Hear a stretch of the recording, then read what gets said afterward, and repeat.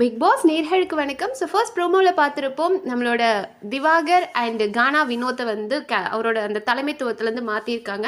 அது எதனால அப்படின்னு இப்போ லைவை பார்த்தா புரிஞ்சிருக்கும். ஏன்னா லைவ்ல இப்போ கரிச்சட்டி வர்சஸ் வடச்சட்டின்ற சண்டை தான் போயிட்டுருக்கு. ஏன்னா கானா வினோத் அண்ட் திவாகர் காலையிலே ஒருத்தருக்கு ஒருத்தர் கலாய்ச்சிட்டு இருந்தாங்க. லைக் வினோத் தான் எப்போதுமே கலாய்க்க ஸ்டார்ட் பண்ணுவார். அதுவும் அவரோட டார்கெட் யாருன்னா திவாகர் தான். ஸோ அது வெளியே ரீச் இருக்குது அப்படின்னு வேற சொல்லும்போது இது நம்ம கலாய்ச்சா நமக்கு கரெக்டாக இருக்கும் போல இருக்குது அப்படின்றதுக்காக வினோத் ஸ்டார்ட் பண்ணிட்டாரு. என்ன ஆரம்பிச்சார் அப்படின்னா, லைக் அவன் 3 தோசையை வந்து சாப்பிட்டான். தோசையை சாப்பிட்டுட்டும் அந்த சட்டியை வந்து மாடு கழனி தண்ணி குடிக்கிற மாதிரி குடிச்சா அப்படின்னு திவாகர் அப்படின்னு வினோத் சொல்லவும், உடனே திவாகர் வந்து நீ வடச்சட்டியை விடாம சிக்கன் இருந்த வடச்சட்டியை விடாம சாப்பிட்ட அப்படின்ற மாதிரி லிட்டரலி ஸ்கூல் பசங்க சண்டை போட்டுக்குவாங்க இல்லையா, ஒருத்தருக்கு ஒருத்தர் மூஞ்சிக்கிட்ட போய் கலாய்க்கிறது, அப்புறம் ஒருத்தருக்கு ஒருத்தன் தள்ளுறது, இதுதான் நடந்துட்டு இருக்கு.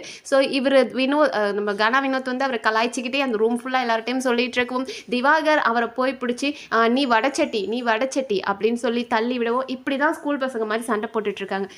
இந்த கான்செப்ட் கொடுக்கும்போது அவங்க எதிர்பார்த்தது என்ன அப்படின்னா, ஒரு ஃபன் ப்ளஸ் ஃபைட் இருக்கும். ஏன்னா திவாகர் அண்ட் வினோத் அப்படின்றது எப்போதுமே ஒரு ஃபைட் இருந்திருக்கும். ஸோ அது கூட இவங்க 2 பேர் கொஞ்சம் ஃபன்னியான பர்சனாக ஏதாவது ஃபன் ப்ளஸ் ஃபைட்டாக எடுத்துகிட்டு போவாங்க அப்படின்னு பார்த்தா நேற்று ஒன்றுமே பெருசாக நடக்கலை. ஈவன் திவாகர் டீம் கூட நல்லா தான் பெர்ஃபார்ம் பண்ணாங்க. ஏன்னா அவங்களோடது வந்து நாடகம் சம்மந்தப்பட்டது. ஸோ இவங்க வந்து இயல் இசை, அவங்க வந்து நாடகம் அப்படின்ற மாதிரி இருந்தது.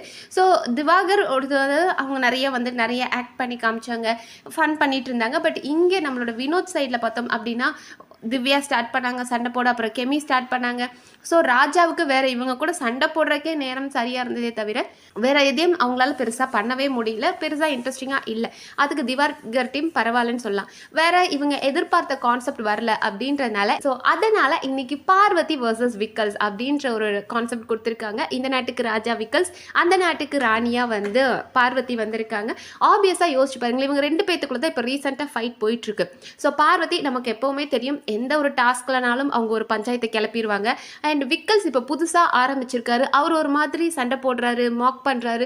ஸோ இது வந்து டெஃபினட்டாக பார்வதியை ட்ரிகர் பண்ணும். ஸோ நமக்கு நல்ல ஒரு கான்செப்ட் கிடைக்கும் அப்படின்றதுக்காக இந்த பார்வதி வர்சஸ் விக்ரம் அப்படின்ற கான்செப்டை கொடுத்துருக்காங்க. அண்ட் விக்ரம் எடுத்துக்கிட்டோம் அப்படின்னா இந்த டாஸ்க் ஒரு ஃபன்னியான டாஸ்க். ஸோ ஃபன்னியான விதத்தில் அவங்கள அடிக்கலாம் அப்படின்ற கான்செப்டில் இருப்பார். பட் பார்வதி எடுத்துக்கிட்டோம் அப்படின்னா அவங்க அதை ரூல் பண்ணணும், அவங்க ஒரு விஷயத்தை வந்து அவங்க ஹெட்டாக இருக்கணும் அப்படின்னு நினைக்கிற ஒரு பர்சன். ஸோ அவங்களுக்கு கிடைக்கும் போது அவங்க இந்த இடத்த அழகாக யூட்டிலைஸ் பண்ணலாம். ஸோ பார்வதி எப்போதுமே வந்து தனக்கு மேலே ஒரு தலைமைத்துவம் இருந்தால் அவங்க அதை பண்ண மாட்டாங்க. தனக்கு மேலே ஒருத்தர் இருந்து நீ இதை பண்ணு பார்வதி அப்படின்னு சொன்னால் அவங்க கேட்க மாட்டாங்க. ஆனால் அதுவே அவங்களுக்கு ஒரு பொறுப்பாக ஒரு இடத்துல கொடுத்தாங்கன்னா டெஃபினட்டாக பார்வதி பெர்ஃபார்ம் பண்ணணும் அப்படின்னு நினைப்பாங்க. ஸோ எதிரி நாட்டுகள் கூட அந்த பிரச்சனை இதெல்லாம் எப்படி சமாளிப்பாங்க, அதில் எவ்வளோ இன்ட்ரெஸ்டிங்காக இருக்குது அப்படின்ற மாதிரி கான்செப்ட் நல்லா கொண்டு போகணும் அப்படின்றதுக்காக தான் இவங்க 2 பேரை வச்சு ட்ரை பண்ணுறாங்க. ஸோ பார்ப்போம் அப்படி ஏதாவது இன்ட்ரெஸ்டிங்காக நடக்குதா. ஸோ லைவ்ல இப்போ பார்த்தோம் அப்படின்னா இந்த கரிச்சட்டி வடச்சட்டி இந்த சண்டை தான் 2 பேத்துக்குள்ளேயும் போயிட்டு இருக்குது. ஸோ பாப்போம் இன்னும் வேறெல்லாம் இன்ட்ரெஸ்டிங்காக நம்ம அடுத்த வீடியோவில் பார்க்கலாம். அண்ட் இந்த வீடியோ உங்களுக்கு பிடிச்சிருந்தா சப்ஸ்கிரைப் பண்ணி சப்போர்ட் பண்ணுங்கள். நன்றி.